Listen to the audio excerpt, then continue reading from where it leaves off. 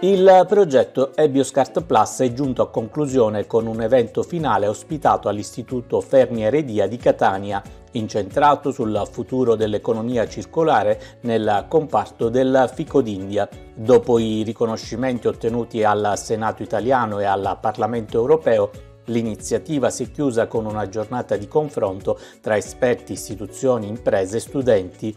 I lavori sono stati coordinati da Carmelo Danzi, innovation broker del progetto. Siamo soddisfatti perché su entrambe le linee, il corollario, il 90% degli obiettivi che ci eravamo preposti sono stati raggiunti.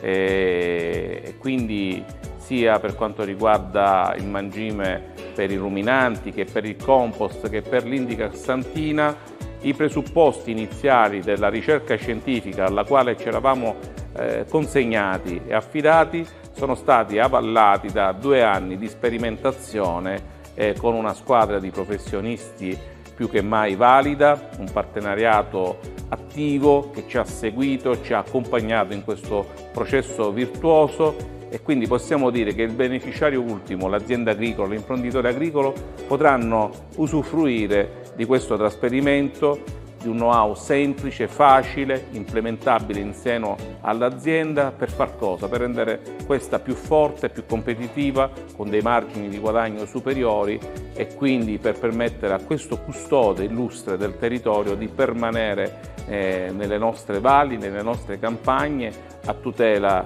di una produzione di qualità e un consumatore sempre più soddisfatto.